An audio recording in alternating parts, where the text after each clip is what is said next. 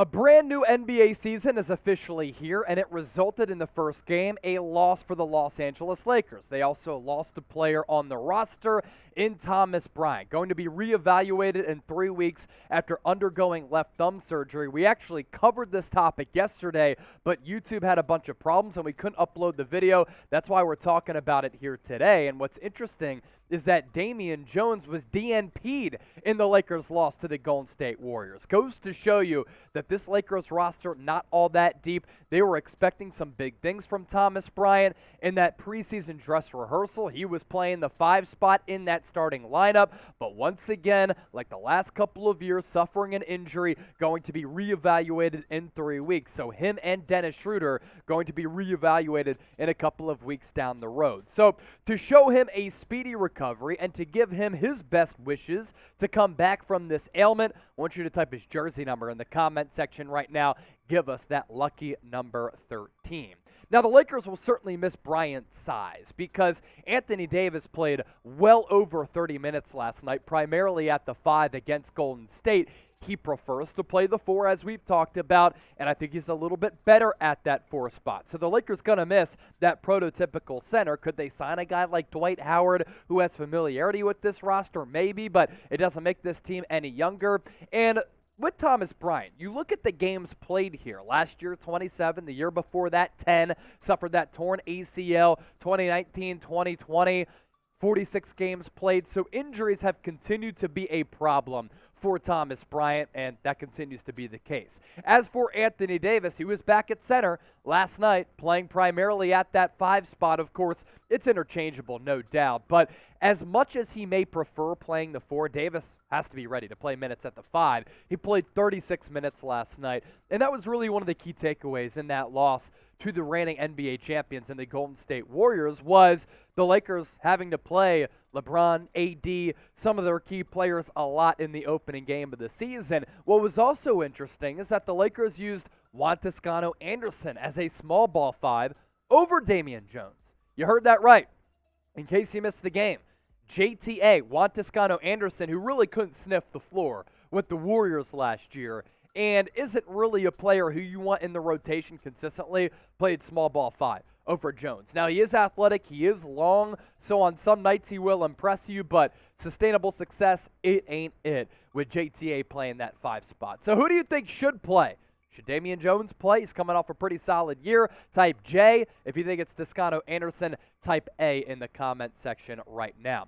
We continue to keep it moving here on the Los Angeles Lakers report because, man, this loss just wasn't good for Los Angeles, and we're going to continue to give you updates on the Lakers year-round, in-season, off-season. That's why you subscribe to the channel for nonstop Lakers news, rumors, and more. As for LeBron James, he played spectacular, and for him to play like he did in year 20 last night, to debut, him being in the league for 2 decades really is crazy as he continues to defy Father Time, as I like to call him, the Bionic Man. And while his game makes a lot of people happy, he is not happy about this Lakers roster. Had some comments after the game about the Lakers roster construction, primarily, specifically, the lack of shooters.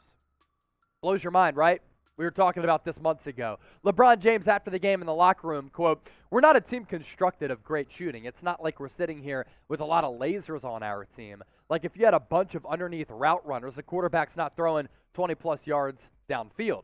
And LeBron is partially to blame for this because he wanted Russell Westbrook. We told you at the time, bringing in Russ, having him on this team was going to be prohibitive if you had hopes of making deep runs in the playoffs. And LeBron, you chose Russell Westbrook. He is not that floor spacer. He is not that sniper that you talked about from beyond the arc. And honestly, he makes this team really, really clunky. And that's why it's crazy how Rob Pelinka, who just got that contract extension, by the way, didn't end up making that trade for a guy like Buddy Hield. If they wanted shooting, they should have pulled the trigger on Buddy Hield and Miles Turner. Not only has Buddy Hield been one of the best shooters in the league since he came into the league out of Oklahoma, shout out to the Bahamas, Miles Turner, also a very good three-point shooter for being that 5. You want to talk about not having floor spacers, you could have had 2 of them in Buddy Hield and Miles Turner. That's why this Lakers front office, the roster construction, we continue to call it out, or at least me, because I keep it a buck, head scratching, no doubt about that. So what do you think? Is LeBron soft for this take? One game in the books, and he's already calling out the roster construction. S for soft, R for real. If you want to bet on the Lakers this year, you want to bet on the NFL, college football, Major League Baseball playoffs, there's only one place to do it, folks. It is BetUS. Head to chatsports.com/Lakers. Lakers125 is the promo code, and if you use that, 125% deposit bonus. You put in 100, you get an additional $125 back. That's $225 to game with. So this was the Lakers lineup, the starting five last night against Golden State. You had Russell Westbrook at that point guard spot, little hybrid with Patrick Beverley. Russ dropped the triple-double. Cool, still resulted in a loss. We've said that before. Beverley only had 3 points, AD with 27, so at least he looked good.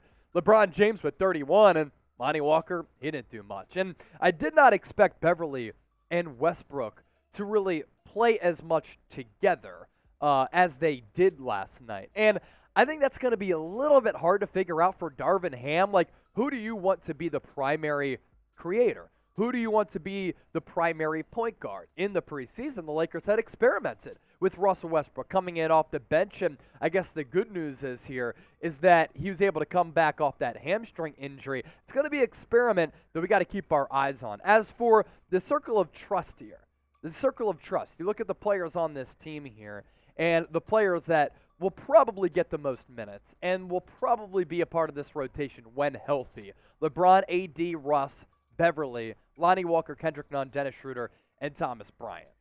You would imagine those are the guys who are getting consistent minutes. But last night, a lot of people didn't really play well coming in off the bench. Kendrick Nunn, only player off the bench with more than 20 minutes of run. A lot of those aforementioned players were the ones who were getting consistent clock. But, of course, you got to give Darvin Ham the benefit of the doubt here as he embarks on his first season as an NBA head coach to figure out which rotation is best. It is also fair to question, does he have any confidence in his bench at all?